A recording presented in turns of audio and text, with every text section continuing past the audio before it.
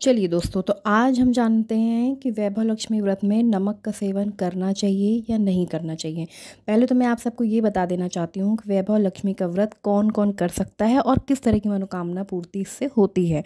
तो दोस्तों, मैं आपको बता दूँ कि वैभव लक्ष्मी व्रत जो है वो महालक्ष्मी का ही व्रत है और इसमें ये व्रत ऐसा कहीं नहीं लिखा है। बहुत से लोग कहते हैं कि ये सिर्फ सुहागन स्त्री ही रख सकती हैं, लेकिन ऐसा नहीं है। इसे सुहागन स्त्री भी रख सकती हैं, इसे कुंवारी कन्या भी रख सकती हैं, इसे कोई भी पुरुष रख सकता है, चाहे वह शादीशुदा हो चाहे कुंवारा हो। इसे कोई भी इस व्रत को कर सकता है, क्योंकि ईश्वर की पूजा करने का हर किसी को अधिकार है। वो किसी नियम में नहीं बंधा है। तो और इससे किस तरह की मनोकामना पूर्ति होती है? कई लोग कहते हैं कि शादी हो जाने के बाद अपना ससुराल में सुखी रहने के लिए, धन के लिए, क्योंकि लक्ष्मी है तो सीधी बात है कि वो दारिद्र को दूर करेंगी, गरीबी दूर करेंगी, सुख संपन्नता देंगी, वो तो है। लेकिन इसके साथ साथ आपकी कोई भी मनोकामना हो, चाहे किसी की जॉब ना लग रही हो, चाहे किसी लड़की का विवाह ना हो रहा हो, चाहे किसी का काम धंधा नहीं चल रहा हो, चाहे आपके बहुत शत्रुओं ने आपको परेशान कर दिया हो, आपके ऊपर किसी तरह की तांत्रिक क्रिया हो, या कोई आपका ऐसा शत्रु हो जो हर पल आपके ऊपर तांत्रिक क्रिया करता रहता है, और तो इस तरह की जितनी भी तमाम समस्या है, आपके पास कोई गरीबी है, दुख दारिद्र है, या आपके जीवन में किसी तरह के दोषारोपण लगते रहते हैं, कोई कलंक लगता रहता है, तो इस तरह की जितनी भी समस्या है, आपकी कुंडली में कोई ग्रह दोष है, कोई शत्रु बाधा है, या जाने अनजाने आपकी कुंडली इस समय तो ठीक है पर क्या पता फिर भी आपके जीवन में दुख है। कई बार हम देखते हैं कि हमारी कुंडली में तो सब कुछ सही जगह है, सेटल है,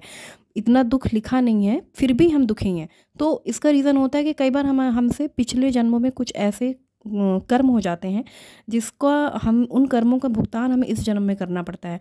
मेरे कहने का मतलब है कि हम इसलिए भी वैभव लक्ष्मी का व्रत कर सकते हैं कि अगर हमसे जाने अनजाने कोई ऐसा पाप हो गया हो जिसके जो हम अभी तक भुगत रहे हैं, या हमारे पूर्वजों से कोई ऐसे दुष्कर्म हो गए हों जिसका खामियाजा हमारी आने वाली पीढ़ी भी कर रही है।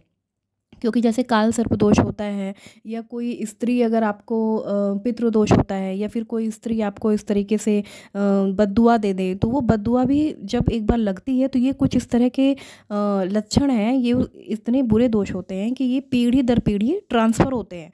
तो ऐसी चीज़ों के लिए भी हम महालक्ष्मी, वैभव लक्ष्मी का व्रत कर सकते हैं।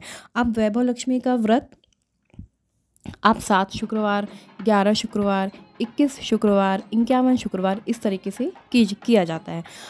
तो ऐसा मानते हैं कि वैभव लक्ष्मी का व्रत आप जब भी उठाएं तो हमेशा कम दिनों के लिए उठाएं। मतलब जैसे 7 शुक्रवार का आपने उठा लिया, 7 शुक्रवार में, लेकिन शर्त है कि अगर 7 शुक्रवार के अंदर अंदर आपकी मनोकामना पूरी नहीं होती है तो आप 7वें शुक्रवार को ही माता के सामने दोबारा संकल्प लीजिए कि माँ, क्योंकि मेरी मनोकामना पूर्ति नहीं हुई है, या शायद मेरे पाप ज़्यादा हैं, तो मैं अब इस व्रतों की संख्या बढ़ा रहा हूँ।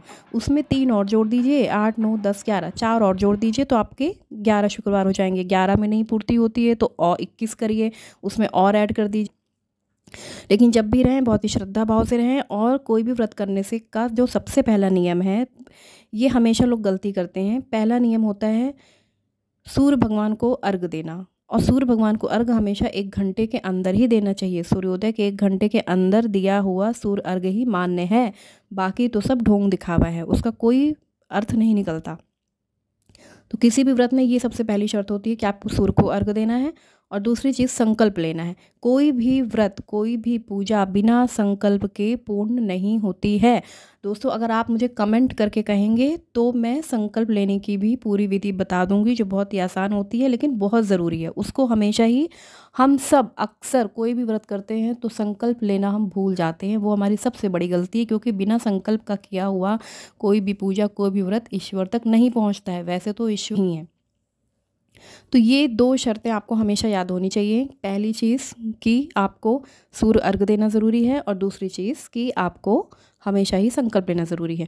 तो चलिए, बिना और भी ज़्यादा आपका समय वेस्ट किए मैं सीधा मुद्दे पर आती हूँ। बाकी इसकी व्रत विधि, बाकी चीज़ें मैं नेक्स्ट वीडियो में बताऊँगी, अगर आप मुझे कमेंट करके कहेंगे। तो हमारा क्वेश्चन था कि हम वैभव लक्ष्मी व्रत में नमक का सेवन कर सकते हैं कि नहीं कर सकते।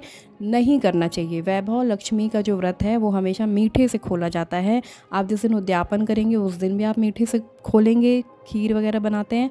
और बाकी नॉर्मल जितने दिन शुक्रवार आप व्रत करेंगे आप मीठा ही खाएंगे, नमक का सेवन नहीं करेंगे। चाहे वो सेंधा नमक हो, चाहे पहाड़ी नमक हो, नमक का सेवन नहीं किया जाता है। हाँ, वो अलग बात है कि कोई बहुत बुज़ुर्ग है या कोई बहुत बीमार है, तो देखिए उन कंडीशन में तो फिर भगवान नहीं कहते कि आप अपने शरीर को कष्ट दो। ठीक है, आप सिर्फ वैभव लक्ष्मी नाम की जोत जला दो, उनके दर्शन करो, उनको प्रसाद चढ़ाओ नियमित हर शुक्रवार। और जो व्रत नहीं कर सकते हैं वो कन्या भोज कराएं शुक्रवार के दिन महालक्ष्मी के नाम से। 3 कन्या, कम से कम 3-5 ऐसे होनी चाहिए, बाकी 9 तो आपको पता ही है। तो ऐसा भी आप कर सकते हैं। तो प्लीज़ मेरे प्रियजनों, मेरे भाइयों बहनों बुज़ुर्गों, आप जो भी मेरे आदरणीय हैं, प्लीज़ आप नमक का सेवन शुक्रवार वैभव लक्ष्मी व्रत में ना करें, बिल्कुल ना करें। धन्यवाद। और इसके साथ अगर आपको मेरा वीडियो अच्छा लगा हो तो प्लीज़ इसको लाइक और सब्सक्राइब कर दें, इससे मुझे मोटिवेशन आती है, हौसला बढ़ता है। धन्यवाद।